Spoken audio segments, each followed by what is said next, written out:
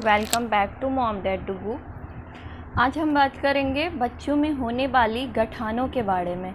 छोटे बच्चों के शरीर में जगह जगह गठाने बन जाती है, जैसे कि कान के पीछे या फिर गले में या हड्डियाँ जो होती हैं यहाँ पे।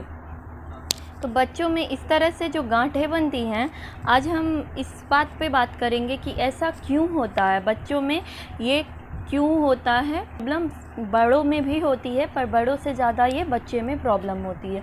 तो ये क्यों होती है, किस लिए होती है, आपके बच्चे में जो है वो नॉर्मल है, जैसे आया वैसा चला गया, या फिर आप ज़्यादा सीरियस है, आपको डॉक्टर को दिखाना चाहिए, या फिर इसके उपचार क्या है, ये सारे चीज़ों पे मैं आपसे बात करूंगी। तो ये वीडियो आपके लिए बहुत ही इम्पोर्टेंट होगा। और मैं वीडियो स्टार्ट करूं इससे पहले मैं आप सबको कहना चाहती हूं कि प्लीज़ अगर आपने मेरे चैनल को सब्सक्राइब नहीं किया तो प्लीज़ सब्सक्राइब कर लीजिए। मैं और भी बच्चों को लेकर के इन्फॉर्मेटिव वीडियो बनाऊंगी, वो वीडियो आपको जल्दी मिल जाए। और बेल बटन को वो प्रेस कर दीजिएगा ताकि मेरे वीडियो के सारे नोटिफिकेशंस आप तक जाए और आप वो वीडियो आराम से देख सकें। पहली बात है कि बच्चों में वो गठाने क्यों होती हैं। तो गठानों को जो है वो डॉक्टरी भाषा में लिम्फ नोड बोला जाता है। लिम्फ नोड को आप एक तरह से बोल सकते हो कि वो हमारे शरीर का एक प्रतिरक्षा तंत्र ही है। यानी कि मैं प्रतिरक्षा तंत्र इसलिए बोल रही हूँ क्योंकि लिम्फ नोड जो है वो हमारे ब्लड के इन्फेक्शन को दूर करने का काम करता है, यानी हमारे ब्लड को जो है फिल्टर करने का काम करता है, हमें रोगों से बचाता है। पर बात क्या हो जाती है कि फिल्टर करते करते यानी हमारा ब्लड जो है उस कचरा निकालते निकालते एक टाइम ऐसा आता है जब कचरे की मात्रा ज़्यादा हो जाती है तो वो लिम्फ नोड में जा कर के जम जाता है, और उसके बाद से क्या होता है, लिम्फ नोड सूजना चालू हो जाता है। तो वो पहले छोटा आकार धारण करता है, फिर उससे थोड़ा बड़ा वो बड़ा आकार धारण करते चला जाता है। पर इससे भी घबराना नहीं है, क्योंकि जैसे ही वो आता है वैसे वो चला भी जाता है। जैसे कि हमारे शरीर में बहुत सारे फंगस बैक्टीरिया जब हमारी तबीयत ख़राब होती है तब हावी हो जाते हैं, हमारे ब्लड में रहते हैं। तो वो लिम्फ नोड क्या करता है, हमारे ब्लड को छानने का काम करता है, फिल्टर करने का काम करता है। और फिर जैसे ही हमारा शरीर स्वस्थ हो जाता है तो वो कचरा भी धीरे धीरे वहाँ से समाप्त हो जाता है, और वो बढ़ा हुआ लिम्फ नोड वो जो है वो नॉर्मल हो जाता है। वो यानी कि वो गठाने जो है वो ख़त्म हो जाती है। हमारे बॉडी में 600 प्लस गांठें हैं। ये सभी गांठें जो है फिल्टर का ही काम करती हैं। पर घबराने की बात तब आ जाती है जबकि वो गांठ आया और रह गया, यानी कि हमारा इन्फेक्शन ख़त्म हो गया, 1 से 2 महीने भी हो गए, पर वो गांठ जाने का नाम नहीं ले रहा है, वो गांठ नहीं जा रहा है। तब जा करके हमें टेंशन हो जाती है कि क्यों गांठें नहीं जा रही है हमारे शरीर की। मुझे ये तब जा करके बहुत ज़्यादा आश्चर्य हुआ जबकि मैंने सुना कि ये शरीर में अगर डैंड्रफ भी हो जाए तभी भी गांठें आती है, जू हो जाए तभी भी गांठें आती है, खुश्की, फंगस कुछ भी हो जाए तभी भी गांठें जो हैं वो आ जाती हैं। तो आप इससे आप पता कर सकते हैं कि ये बहुत ही नॉर्मल सी बात है। साथ ही ये सीरियस भी है, पर सीरियस केसेस इसको मान लीजिए 5% ही मान लीजिए, बाकी तो ये नॉर्मल ही है और नॉर्मल चीज़ों से ये ठीक हो जाती है। साथ ही अगर बच्चे के आँख में, नाक में, मुंह में, कान में कोई भी इन्फेक्शन है तो भी जो है बच्चों में लिम्फ नोड्स आ जाती, या फिर बच्चे को बुखार है, सर्दी है, या फिर ऐसा है कि अभी तो बच्चा स्वस्थ है, पहले पिछले 1-2 महीने में कुछ ऐसा था। और ये चीज़ ज़्यादा जो है वो एंटीबायोटिक के ओवरडोजेस से भी होते हैं, यानी कि बच्चे का तबीयत ख़राब होता है तो एंटीबायोटिक हम उसे चलाते हैं, तो उसके कारण भी है गांठें बन जाती, यानी वो एंटीबायोटिक जो है हमारे शरीर के बैक्टीरिया को ख़त्म करता है, तो वो सारा कचरा जो है लिम्फ नोड में जाके जमा हो जाता है। तो ये भी एक कारण होती है गांठों के। आपको अब ये जानना होगा कि आपके बच्चों में जो है वो कितना सीरियस है, आपको लाइटली लेना चाहिए या फिर डॉक्टर को पास दिखाना चाहिए। 40% केसेस जो होते हैं वो इन्फेक्शन के होते हैं। आपके बच्चे के शरीर में, छोटे बच्चों में हमेशा कुछ ना कुछ होते रहता है। मान लीजिए उसके शरीर में कुछ दाना आ गया, सर्दी है, बुखार है, कुछ भी है, तो भी जो है आम बात है, अगर पेरेंट को टीबी है या फिर घर में किसी एक को टीबी है तो वो बच्चे में होने के चांसेस रहते हैं, और अगर बच्चे में हो गया हो तो उस कारण भी जो है गांठें आ जाती है। तो आपको टेंशन नहीं लेना है।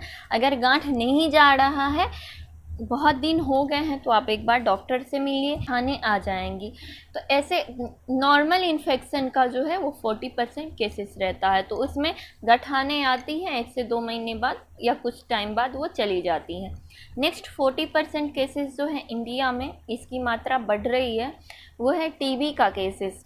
प्लस यहाँ पे 20% बात करूँगी तो 20% अदर केसेस रहते हैं, यानी कि बहुत सारा थायराइड प्रॉब्लम, ये वो बहुत सारे केसेस रहते हैं 20% के। और उसमें मान लीजिए कि 4 से 5% जो रहता है वो कैंसर का केसेस रहता है, और ये बहुत कम देखा गया, बहुत ही माइनर में देखा गया है, तो आपको टेंशन नहीं लेना है। तो ये सब मैंने आपको कैटेगरी बता दी कि इंडिया में जो है लिम्फ नोड होने के इतने सारे कारण हैं। तो आपको डॉक्टर के पास किन परिस्थितियों में जाना चाहिए? तो पहला परिस्थिति आपका यही होगा कि अगर आपके बच्चे का जो है लिम्फ नोड यानी कि गठाने 1.5 इंच से ज़्यादा की है, तब आप अपने डॉक्टर के पास जाइए। सेकंड, अगर वो ज़्यादा दिन का हो गया, यानी वो ख़त्म ही नहीं हो रहा है, टाइम ले रहा है, हम सोच रहे हैं वो ख़त्म हो जाएगा पर ख़त्म ही नहीं हो रहा है, तो आप डॉक्टर के पास जाए।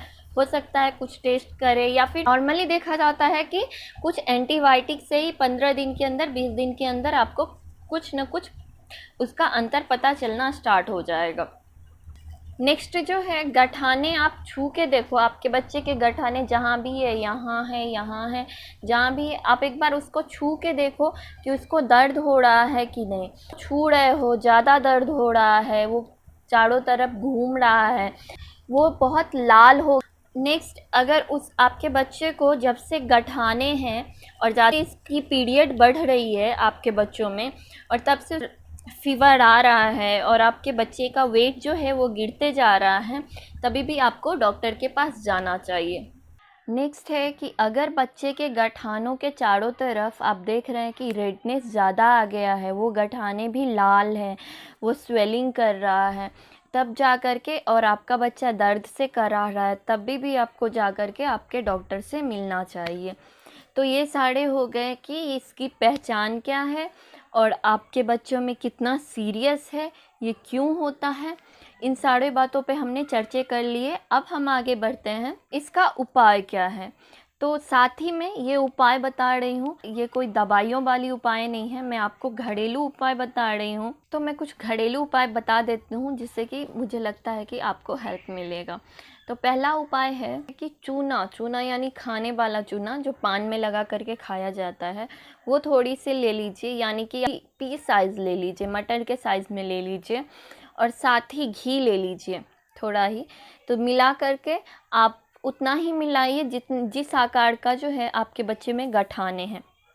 तो वहाँ पे उस जगह पे रात को सोने के टाइम जब आपका बच्चा सो जाए तब लगा दीजिए, तो रात से सुबह तक उसको टाइम मिल जाएगा वहाँ पे सेट होने में।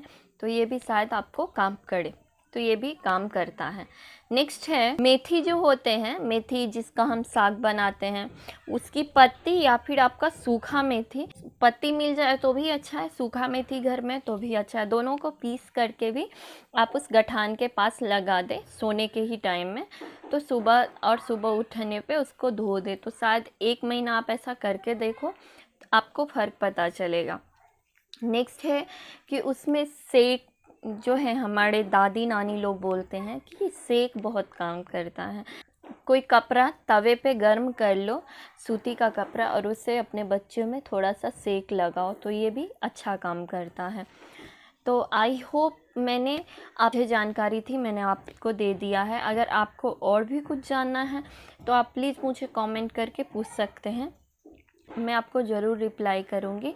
ये वीडियो पसंद आया हो तो लाइक कर दीजिएगा और मेरे चैनल को सब्सक्राइब कर लीजिएगा, ताकि मैं बेबी से रिलेटेड कोई वीडियो बनाऊं तो आपको जल्दी मिले। साथ ही बेल बटन को प्रेस कर दीजिएगा।